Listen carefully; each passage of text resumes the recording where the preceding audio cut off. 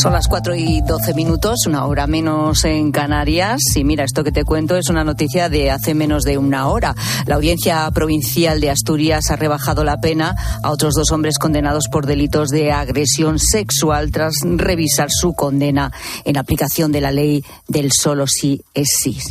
Se acercan ya los 200 agresores sexuales que han visto rebajar sus penas desde la entrada en vigor de esta ley. En vez de modificar la ley, el Ministerio de Igualdad propone que las víctimas de violencia sexual que se sientan con miedo, afectadas por las consecuencias de la ley, puedan pedir ya un dispositivo de control telemático, pues para sentirse, entiendo que más seguras, más protegidas. Lo explicaba ayer Victoria Rosell, delegada del Gobierno para la Violencia de Género, durante la presentación de la nueva estrategia para combatir las violencias machistas. Di la instrucción en diciembre ante las noticias de revisiones de penas sorpresivas para las víctimas o algunas excarcelaciones inesperadas, unos meses antes de la previsión inicial de libertad, de que se atienda en 24 horas las peticiones judiciales de instalación de dispositivos a estas víctimas afectadas por estas situaciones, que aún no se ha ordenado ninguno, pero está a disposición de las mujeres que puedan haber sufrido esta particular revictimización. ¿De qué estamos hablando? Bueno, pues de las famosas pulseras, ¿no? Pulseras que se le ponen al agresor y la mujer, la víctima, pues lleva un dispositivo que en el momento en que se acerca ese agresor a la víctima, pues le avisa, ¿no? Hasta ahora estos dispositivos solo se usaban para las víctimas de violencia machista. Mira, Laura, así es como nos ha pedido que la llamemos, es víctima de violencia de género desde el año 2005. El que era su pareja intentó matarla. El caso fue juzgado, este individuo cumplió condena, salió de la prisión, volvió a entrar, volvió a salir, pero en esta última vez Laura corría peligro y al ser considerada como víctima de alto riesgo, la jueza tuvo que tomar medidas. La jueza consideró que deberíamos tener un aparato telemático, en este caso yo un track y él la pulsera en el agresor, la pulsera en el tobillo. Este track es un track de dimensiones bastante grandes, totalmente obsoleto.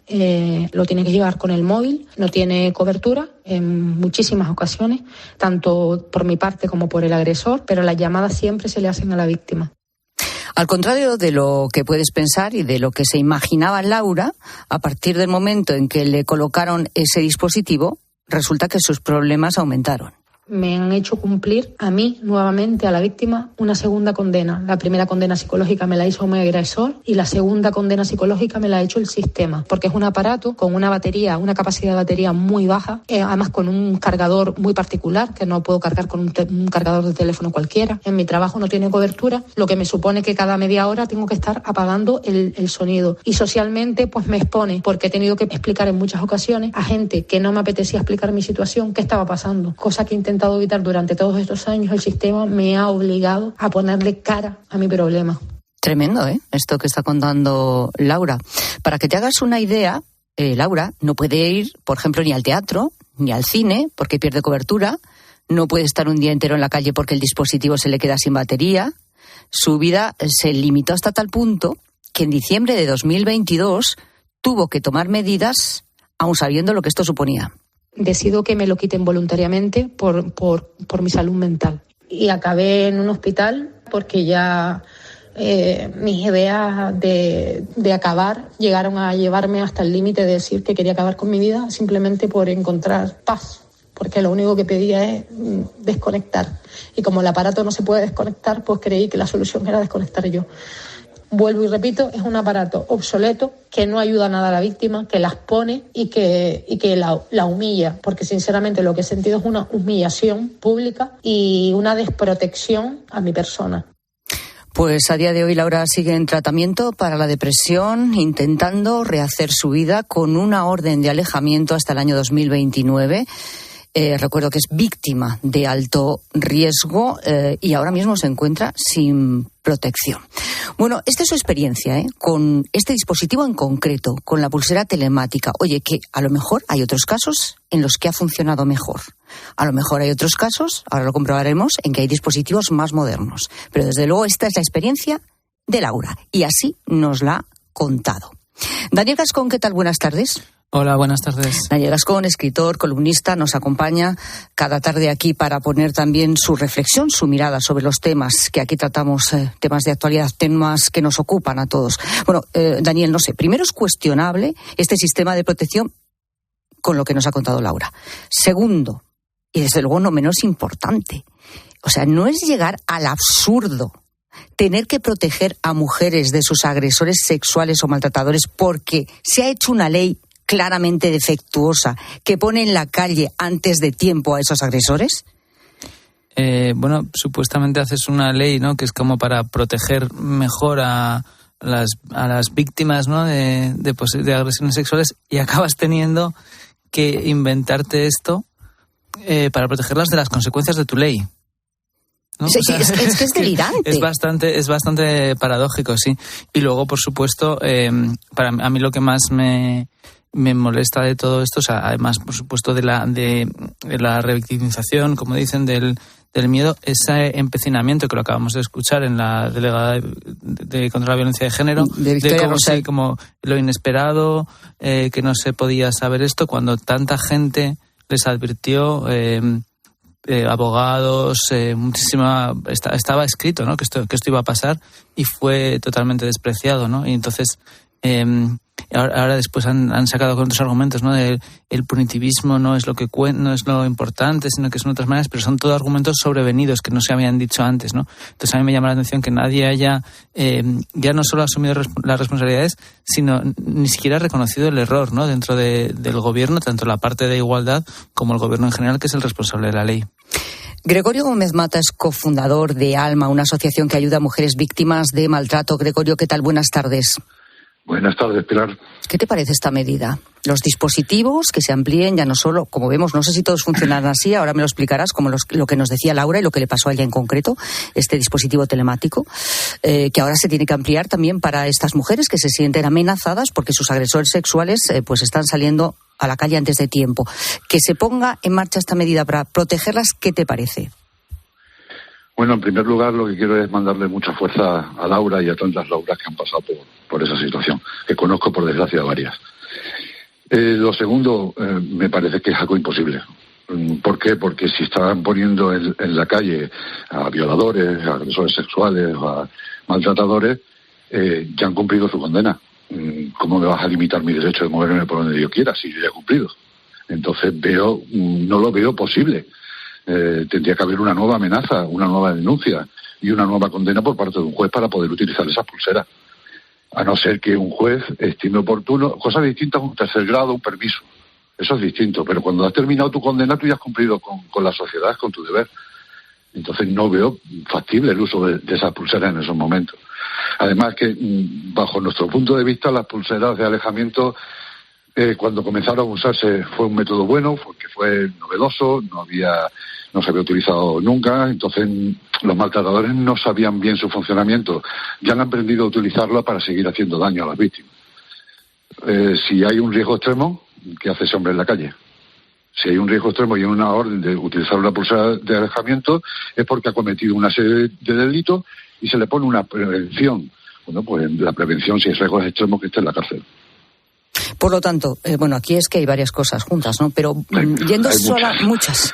Yendo ya para definir claramente el tema de las pulseras, Gregorio, ¿sirven para algo las pulseras para proteger a las mujeres que han sufrido o maltrato o ahora, una agresión sexual y su agresor va a salir a la calle? ¿Sirven para algo o no? Si la justicia estuviera del lado de la víctima, por decirlo de alguna manera, en el sentido de que cuando un hombre incumpla lo que ha mandado un juez, que es que tiene que haber hay una orden de alejamiento, y para controlar esa orden de alejamiento se pone una pulsera, si él se la salta, él vaya directamente a la cárcel, sí sirven, por supuesto que sirven. Ahora, cuando eso no se hace y no se cumple, pues a lo mejor entonces no sirven. Para nada, al contrario, nada más que para martirizar a la mujer, porque como bien ha dicho Laura, el maltrato psicológico continuado de lo que es recibir esas llamadas, esas pérdidas de cobertura, etcétera, lo que hacen es maltratar psicológicamente a la mujer continuamente. Uh-huh. ¿Y cuál sería el auténtico y eficaz sistema de protección para una mujer en riesgo? Es que había que cambiar muchas cosas, Pilar. Había que cambiar desde primero facilitarles el que puedan interponer la denuncia. Porque muchas mujeres llegan a los cuarteles de la Guardia Civil, sobre todo en el ámbito rural, llegan a la puerta y se dan marcha atrás.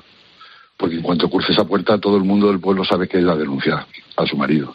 Entonces no lo hacen. Entonces lo primero que es facilitarles el que puedan poner esa denuncia. ¿Dónde? Llevemos las denuncias a los centros de salud, donde la primera persona que atienda a esa mujer sea una psicóloga, experta en violencia de género, que no va a estar todo el día atendiendo a mujeres, que luego la podemos aprovechar para la sociedad, que la sociedad también necesita lo que es atención psicológica. Y entonces esa mujer, esa psicóloga le va a ayudar a sacar a ella todo lo que ha vivido, porque la violencia de género es un maltrato continuado. Y ellas, por desgracia, cuando van a poner una denuncia, se centran en lo último que ha pasado. Y hay que rascar más adentro. Uh-huh. Hay que buscar más situaciones que ellas muchas veces no detectan. Mira, una de las cosas que menos detectan las mujeres es la cantidad de veces que han sido violadas dentro de su relación. Y eso es tremendo cuando le hacemos ver que han sufrido violaciones. Pues eso una psicóloga le ayudaría a sacarlo. Y la denuncia sería mucho más completa. Y ya se podría hacer un informe de valoración de riesgo mucho más acorde. Y más acorde sería si luego cuando cojamos y detengamos a este hombre que ha maltratado a esta mujer, le hacemos pasar primero por una psicóloga. Y que esa misma psicóloga haga un informe de valoración, porque estamos valorando un riesgo sin tener delante al maltratador. Eso es un problema. Bueno, una valoración de riesgos es, por lo tanto, un paso fundamental. Y luego siempre añadís el hecho de que se ponen muchos medios, pero no son suficientes. Y yo digo una cosa, con respecto a bueno, claro, el poner este sistema telemático ahora a mujeres que entiendo que van a estar en riesgo y que son muchas más de las mujeres que tienen una causa por maltrato. Es decir, porque ahora no estamos hablando solo de mujeres maltratadas por violencia machista, por decirlo así. Estamos hablando también de un agresor sexual que puede ser un conocido o un desconocido, ¿no?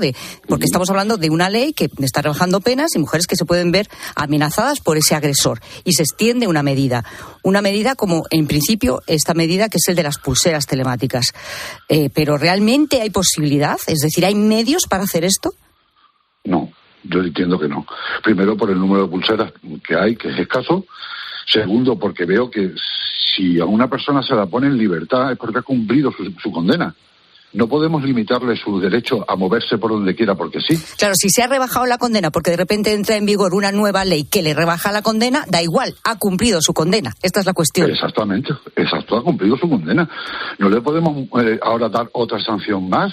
No, si la ley está diciendo que tú estás en la calle porque tú has cumplido tu condena, ¿cómo te voy a limitar yo ahora que tú te muevas? No, a no ser que en la misma sentencia del juez cuando le dictaminó dijera que después de cumplir esa condena tiene una orden de alejamiento, eso ya es otra cosa, ya podríamos hablar de otros temas.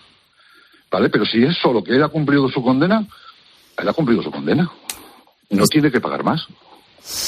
Está claro. Gregorio Gómez Mata, cofundador de ALMA, asociación que ayuda a mujeres víctimas de maltrato. Gracias por atendernos y buenas tardes.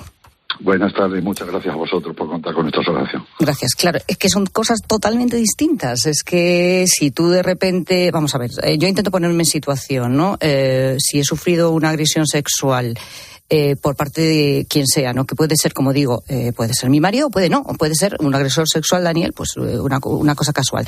Por esta ley del solo sí es sí, se revisa su condena y en vez de salir dentro de 5 años, sale mañana a la calle. Y yo a lo mejor yo me siento amenazada, porque a lo mejor sí que es una persona que está relativamente cerca, o yo me cruzo con él, o lo demás. Yo me siento amenazada y pido una pulsera de este tipo por si acaso se me acerca.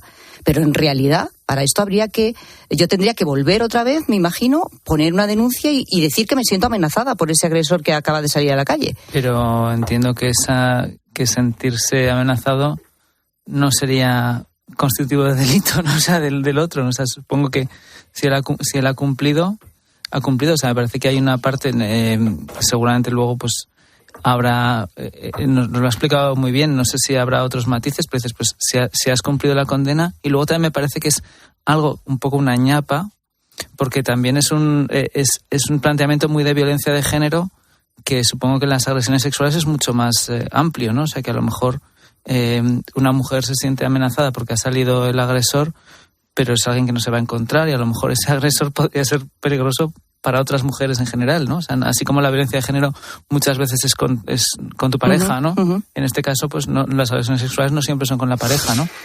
Es que aquí al final es que encima, fíjate, se mezcla todo, que yo creo que es peor que se mezcle en estos conceptos que estamos tratando, porque la confusión no creo que ayude en nada a ningún tipo de víctima, y no sé si es una solución, como estamos viendo, no parece, desde luego, un dispositivo telemático. Y todo porque, en realidad, es un poco lo que decía Manuela Carmena en su entrevista en El País, ¿no? Que ha dicho una frase tremenda. Dice: no corregir la ley del sí es sí es soberbia infantil. Sí, yo creo que además de corregirla y reconocer eso, el fallo, ¿no? Que sea lo primero para corregirlo, como sabemos, es si se vuelve a hacer, si se reforma la ley, todos estos casos seguirían saliendo. Sí, no, esto saldría, o sea, pero bueno.